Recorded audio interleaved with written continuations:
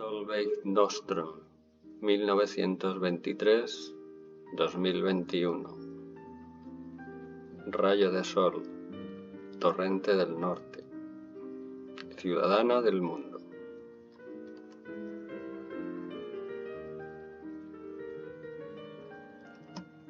Cuando Sol tenía 6 años, su amada tía Ruth murió de fiebre puerperal. Era verano de 1930. Desde el ataúd, que estaba colocado en el jardín, se extendió un suave olor a putrefacción. Este primer encuentro con la muerte le causó un fuerte shock. Quizá fue por esta experiencia que dedicó su vida a estudiar la muerte. Pronto descubrió que había personas que sabían hablar con los muertos. El párroco de la iglesia de Wendel, donde nació, solía hablar con el espíritu de su hijo. Los libros de Jan Friedegger alimentaban su interés por el más allá. Hubiera querido dedicarse a la danza como profesión, pero sus padres no la dejaron. De manera que entró en la universidad, lo que pareció ser una buena solución. Aunque pudo seguir entrenando con danzas difíciles, olvidaba todas sus penas bailando. Solo cuando bailo no pienso en la muerte, dijo. Se graduó en Filosofía y Letras por la Universidad de Estocolmo. Cuando llegó el momento de escribir su disertación literaria en la universidad, se dedicó a tratar el tema de los fenómenos ocultos en la vida y obra de Selma Lagerlöf. Fue orientada y apoyada por el profesor Ernst Lindbergh. Selma Lagerlöf fue Premio Nobel en 1914.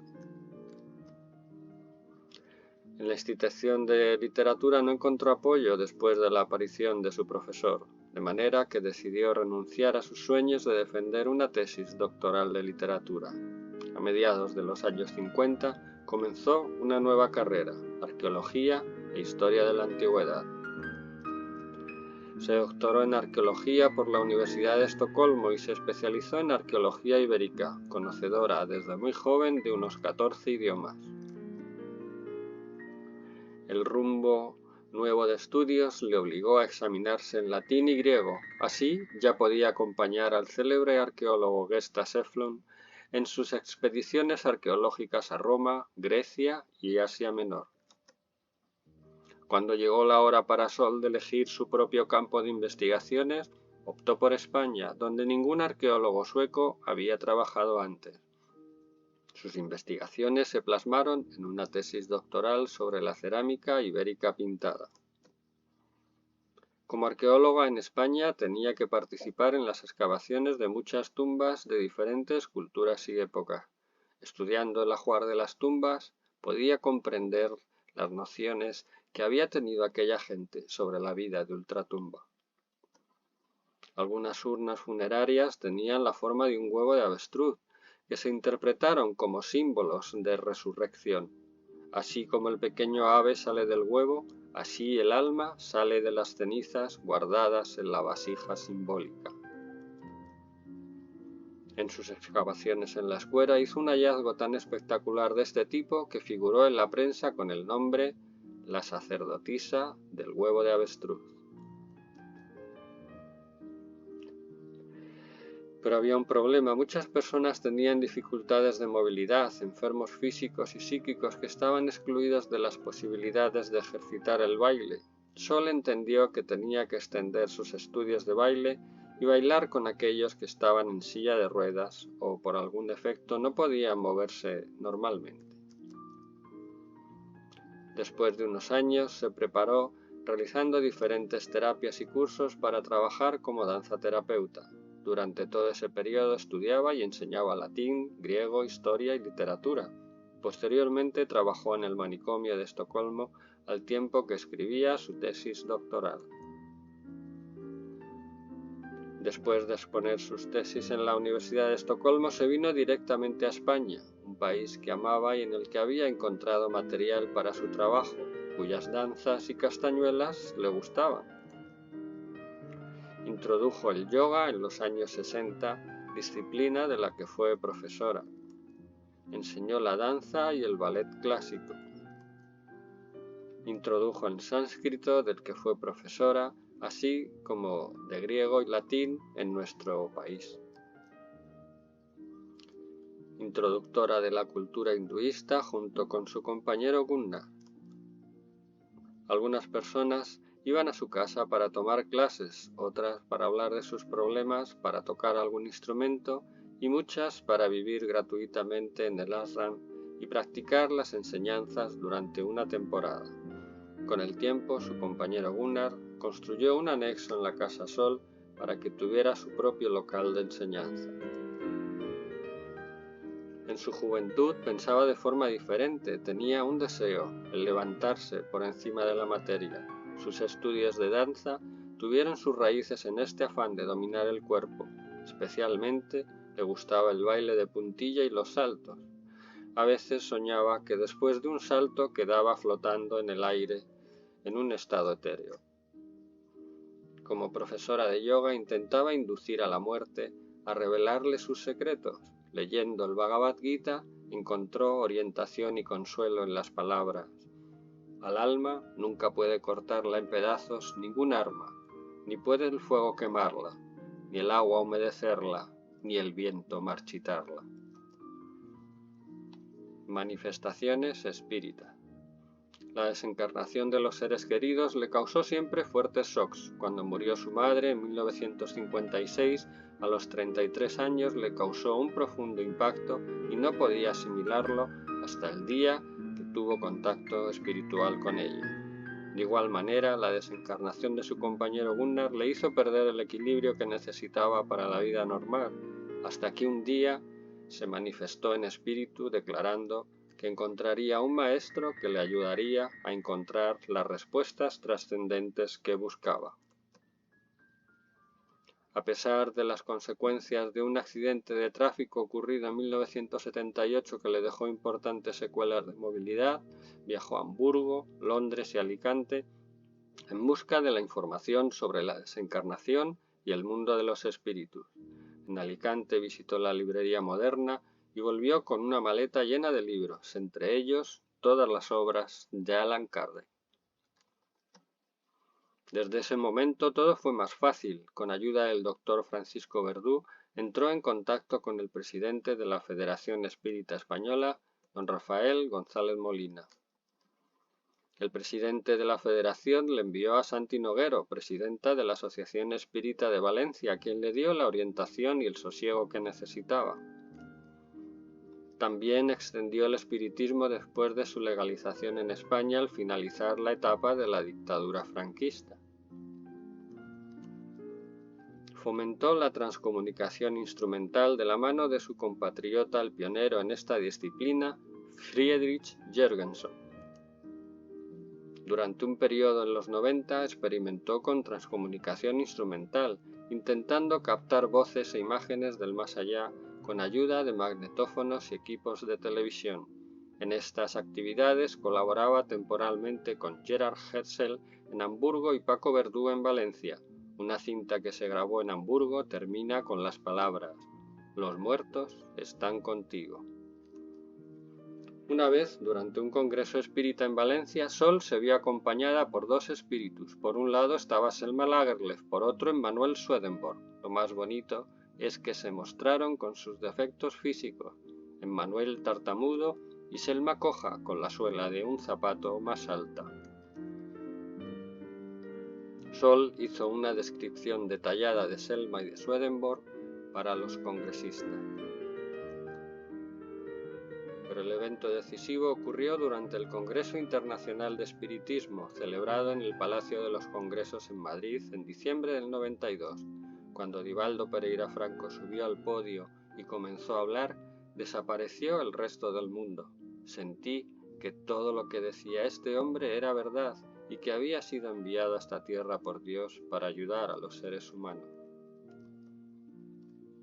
En aquella ocasión Sol no se atrevió a hablar con él, pero después de 3 meses recibió una carta de María Bergman, dirigente de los espíritas de Suecia, invitándola a presenciar las conferencias de Divaldo en Estocolmo, en junio del 93.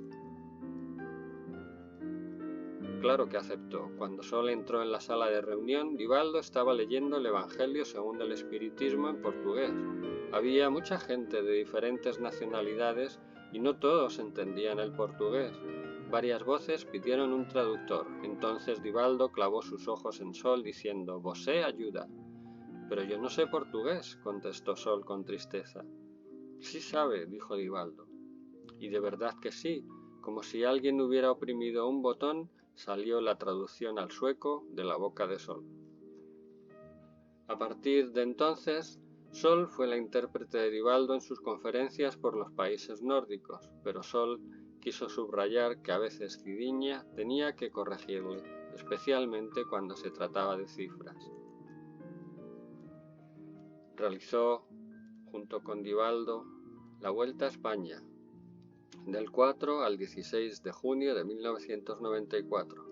En el mapa se muestra el trazado donde Divaldo impartió seminarios y conferencias en diferentes ciudades españolas, como Madrid, Ciudad Real, Montilla, Málaga, Orihuela, Valencia, Tarragona y Lérida. Este fue el primer intento de confraternización ideado por el presidente Rafael González Molina. La Vuelta Espírita por España fue maravillosa. Divaldo dio una conferencia cada noche y muchas veces enseñó una nueva meditación. También participó Carlos Campetti. Esos eventos causaron un cambio en la vida de Sol. Dejó la enseñanza del yoga y la danza para poder concentrarse en la traducción de libros espíritas. Comenzó con la traducción del Libro de los Espíritus de Allan Kardec, que se publicó en 2003, revisada por Maria Berman y Nils Hansson. Después tradujo al sueco una serie de libros psicografiados por Divaldo, de Juana de Angelis, así como un libro dictado por Víctor Hugo y otro por Selma Lagerlöf. Continuó colaborando con la traducción de libros de Chico Xavier, Salmina Zimmerman, Richard Simonetti, Amelia Rodríguez, Rabindranath Tagore, Michael Ponsardin, Juan Danilo, así hasta 25 títulos en sueco. Durante la década de los 90 viajó a Brasil 2 veces para conocer a la Mansión del Camino, la maravillosa ciudad fundada por Divaldo y su primo Nilsson, para los niños abandonados en las calles de Salvador de Bahía, en Brasil. En la última de esas ocasiones tuvo la oportunidad de participar en el Congreso Mundial de Espiritismo celebrado en Brasilia. En 1999 Sol creó el Centro Espírita de Benidorm Ana Franco. Ana Franco fue la madre de Divaldo, quien siempre había estimulado y apoyado los dones mediúmnicos de su hijo, y que 9 días después de desencarnar se le apareció diciendo: «Divaldo, todo lo que tú has dicho es verdad». Llevaba el vestido blanco con flores azules que el joven Divaldo le había comprado con su primer sueldo. Esta es una habilidad de los espíritus que con ayuda de su perispíritu tienen la capacidad de crear vestidos y otros objetos para ser mejor reconocidos. Dijo que había encontrado muchos maestros y se sentía muy agradecida a todos por lo que le habían dado, pero siempre faltaba algo. Al final encontré a una monja en el mundo espiritual que me dio todo lo que ansiaba. Era Joana de Angelis, que es la guía espiritual de Divaldo Franco, y escribe libros a través de su mano. Esta psicografía fue un testimonio inequívoco de la inmortalidad del alma, que siempre ha sido la meta de mi búsqueda. Continuó recibiendo invitaciones para escribir artículos y dar conferencias sobre su tesis doctoral, la cerámica ibérica pintada, que debido a su gran interés se encuentra en bibliotecas universitarias de España, Francia, Alemania, Reino Unido y Estados Unidos. Sol tiene el mérito recientemente reconocido por las autoridades de Alicante de haber salvado de las excavadoras, al haberse echado en el suelo delante de ellas, el riquísimo legado arqueológico romano del Tosal de Manises, en la costa alicantina. En sus últimos días terminó de escribir un artículo que le habían solicitado sobre el significado de las figuras arqueológicas de las diosas en la antigüedad y su relación con las vírgenes de España. A pesar de sus problemas de visión, se entregó con todo interés en la realización de un audiolibro para la Federación Espírita Sueca sobre un libro de Divaldo Franco, Momentos de Salud, por Johanna de Angelis. Únicamente el espiritismo ha podido darme el testimonio definitivo de que las manifestaciones de los espíritus son ciertas. Cuando entramos en contacto con el mundo espiritual directamente o a través de un medium seguro, todas las dudas se disipan. Yo sé que fue Gunnar quien me llevó al espiritismo y a Divaldo. Todo lo que había vivido antes solo fue una preparación. Al final, encontré lo que buscaba, la suprema felicidad, Ananda. Siempre tuvo el privilegio de encontrar hombres y mujeres evolucionados espiritualmente que la enseñaron durante su camino por esta vida. Este fenómeno tuvo como consecuencia encontrar en su camino al médium brasileño Divaldo Pereira Franco, quien la colmó de satisfacción. Reconoció que había llegado al nivel espiritual más elevado de su existencia.